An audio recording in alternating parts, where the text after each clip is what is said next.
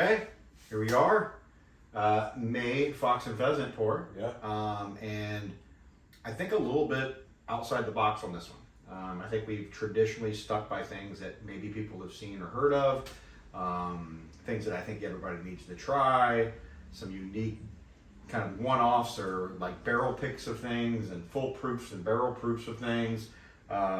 This is one you can probably source, for around $90, maybe up to about 100 or so, like in your Total Wines, Bevmos, whatever. Bevmo, I don't see it there quite as often. They have the rye a lot, not the bourbon. But I'm pretty excited about this brand. Yeah, I think the Peerless small batch bourbon is one that's a little bit more challenging to find. I think you'll find the rye just about anywhere, and it's usually about $79 to $90 somewhere in there, maybe up to $100. Most of their, I think, whiskey is about that price, but it's good. Yeah, it's really good. A little bit more unique, and this is also, I kind of did this on purpose as I started researching. If you don't know, or if you're a member of both, you know that we poured Victor's for the Society Pour this month, which is extremely large batch, pretty commercialized, mostly sourced, recently distilled, whiskeys. And also, by the way, it's like, DSP, so Kentucky, like the distiller number that they get in Kentucky, they're like over 20,000. Like that's like 2003 or 2001 or something like that for Michter's. Peerless is DSP 50. Yeah. You're talking about one of the oldest continually operating distilleries in Kentucky. Yeah. Was able to stay open through Prohibition, as medicinal use. Really cool. Well, 109, it can be medicinal for sure. Yeah, that's where she's at now. That's a single barrel, so that's 109.9. This one's 109.4. So the cool thing about these guys is Peerless is pretty much always single barrel. Yeah. These are pretty as close. You talk about the world of farm to table. They are grain to bottle. Yeah. They are sourcing their own grain. They are growing quite often in partnership with their own with the companies that are providing them their grain. So really, really kind of cool. 5th generation owner, great grandson or something like that of the original distiller and owner is now the owner. So this is like small, very carefully distilled. Yeah. Also not distilled in the most common way, and I know the notes for you kind of get into the particulars about that. Where it's non-chill filtered and no water added. Yeah, no water added. Entering the barrel at a much lower proof than you normally get, so therefore what comes into this here now is at barrel proof. Basically, they don't cut it. Yeah. No water added afterwards. Correct. Right. So really neat kind of process. But I think the thing that I like the most is the notes are a bit different than you get from such a higher proof. And when I say higher proof, I mean 109, 110%. Well, and it's also just a unique bottle. Yeah, beautiful. Like the beautiful shapes of, the roundness of a bottle like this. I mean, this is, you don't see, in my opinion, too many bottles that, really are developed in a way that, is unique like this. Well, here's why I wanted to share it this month too, because I guarantee you a lot of you out there have walked past and you have seen this bottle on the shelf. But I guarantee your mind goes, I see it, oh, it's $95. Yeah. I don't know what it is. Yeah. I'm going to pass for now. But you almost kind of want it though, because you want it on your shelf because it looks really cool, right? Like it's got a great look to it. I'm here to tell you that for your collection, go ahead and spend that $90 and have it on your shelf to be able to kind of balance out, because it's going to provide some different flavors. And you've heard all my descriptors, and there's a lot of commonalities, right? You're going to hear me say vanilla, you're going to hear me say caramel, you're going to hear me say oak, you're going to hear me say stone fruit from time to time. Yeah. Some marshmallow. Some marshmallow, burnt sugar. You're going to get maybe a little cinnamon, tobacco for sure. Yeah.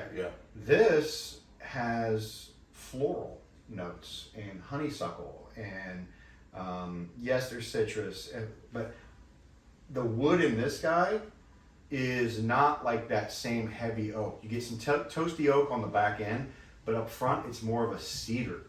Like, you know, when you think of like that cedar smell and the spice that's in the cedar, just a way more delicate but super complex and very tasty whiskey versus a Michter's. Yeah. So, you know, it's like so opposite. Is kind of like sometimes I want to pour, and you'll see this fast forward 2 months where we're going to kind of pour Society and Fox and Pheasant, same whiskey done 2 different ways, one a lot more expensive than the other. This is like, you couldn't be more opposite in the way the 2 whiskeys present themselves. And sometimes that's kind of the inspiration, is let's show the diversity. And I think that just the historical, you know, background of this distiller, and the fact that, you know, they haven't changed how they do things ever.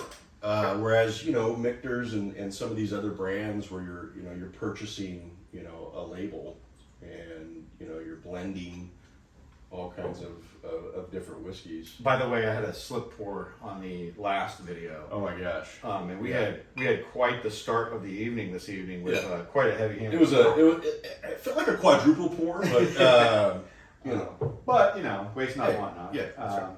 So this is one of those distilleries that for me, as we start to line up our Bourbon Trail journey. Yeah. And here's the other cool thing. They're doing some cool stuff. They've got some great people that work with them, very present in social media, very interactive. They interacted with us pretty quickly when we first featured that we were doing a pour for them. You started kind of following each other, and like, this dude's like super active in the Kentucky world of brand representation, and he's the one that actually curates all their barrels and their barrel programs. And you know, I like the grassroots feel, the family feel of a brand like this. But of also a very historical brand. I mean, this is, you know, this has been around for many, many years, and the fact that, you know, they're still doing it at big time like this and have evolved into well, and the one side note to that is why they have continuously operated during that period of time, also went a large span of time not producing whiskey. And so it wasn't until 2019 they come back out with the Peerless brand and start really saying like, hey, we're kind of back, you know. And so really, really cool things going on.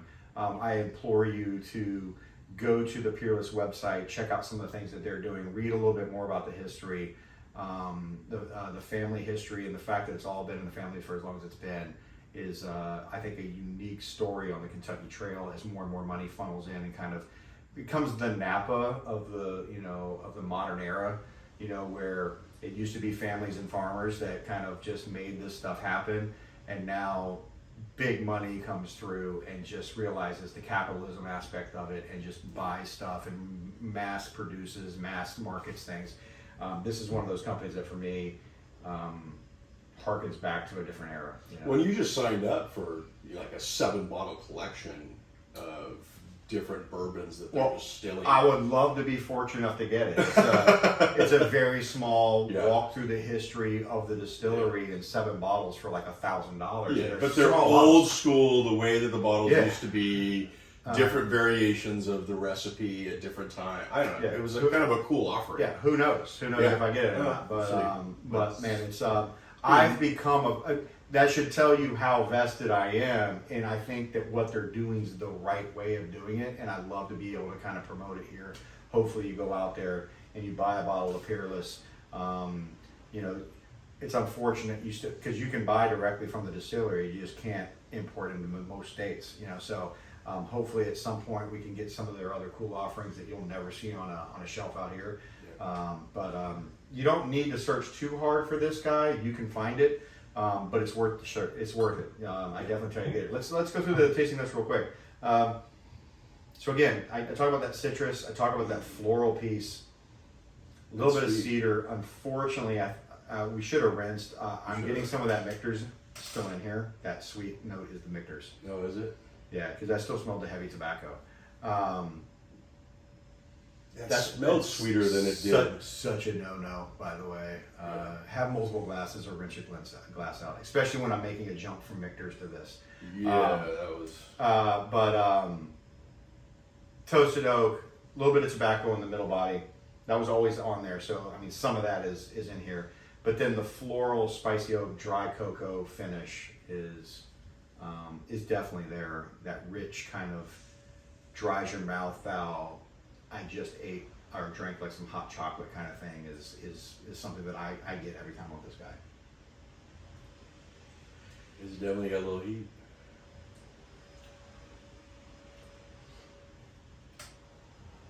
Yeah, a little back of the mouth, like in the throat. I think that's that I think I said in the finish is like a spicy oak, and it's because it has a little bit of that wood note.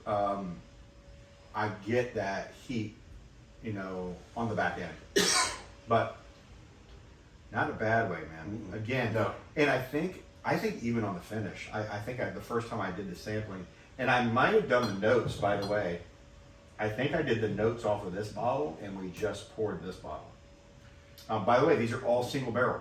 Mm-hmm.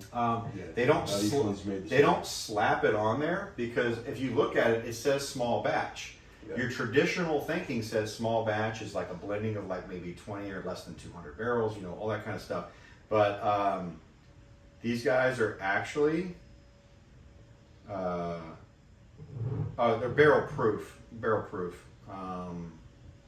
Yeah, but I do small remember. batch bourbon, yeah. But I do remember. I thought I remember reading that they were a single barrel. Well, they're definitely small batch. I think what I was confusing there is I was thinking they're single barrel. They're actually just barrel proof. So they're barrel proof in small batch, but because they are still small batch, they give you your numbers. Yeah. This guy is 109.4 almost compared to 109.9. 109.4 and 5.9. Yeah, so not a big difference, but it just goes to show they're made up of different blends. So but there is a difference. And so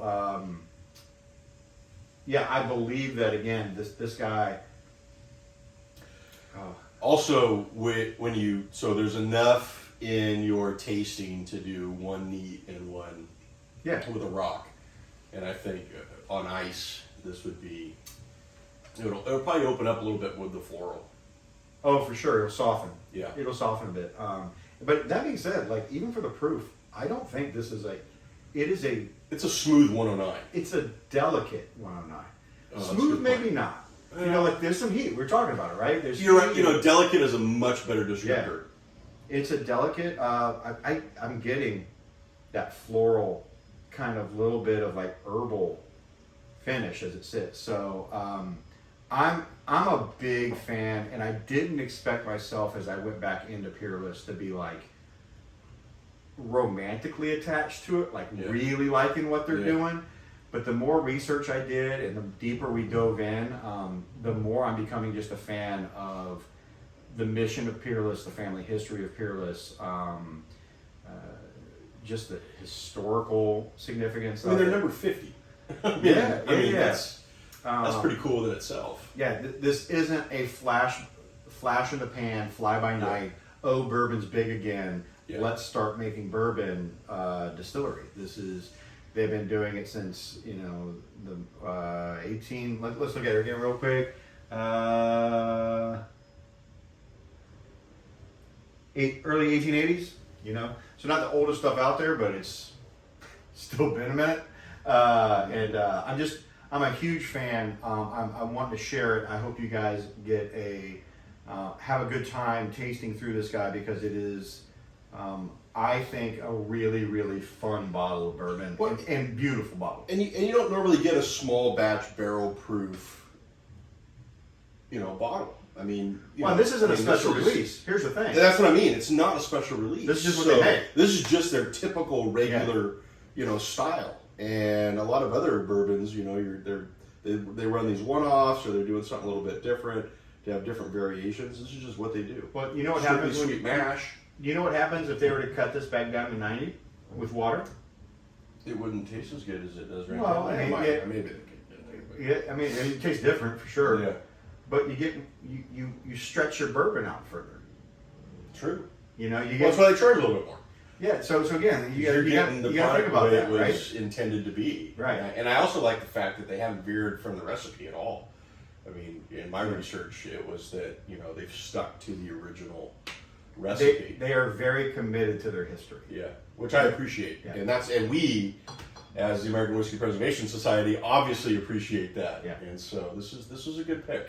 So I hope you enjoy it. So we hope you enjoy this bourbon. We're not going to ramble and not going to swoon Yeah, we've already done that. any further on this whiskey. We'll let. I mean, it's for me. Might not be for you, but I think it's different than most of the whiskeys we've sent you, and I think it's something that if you don't have a bottle, at least from a diversity standpoint, a historical standpoint, and from a just downright beautiful standpoint, you should have one on your shelf. So Although I cannot commit to the fact that we won't ramble on the next video because this is our second. we're having to make up some videos. You're going to notice we're probably kind of wearing the same thing for a couple months in a row. Yeah. We're not actually wearing them for a couple months in a row. We've just not been able to get together and do this, and so we are finally getting caught We'll be up. romanticizing this a lot more as the videos progress. Yeah, do not judge for July. All right. Thanks, guys. You have Cheers. Take care. You have a fantastic evening. I hope you enjoy, and let us know what you think. Make sure you comment on the video. Appreciate it, guys. Bye bye.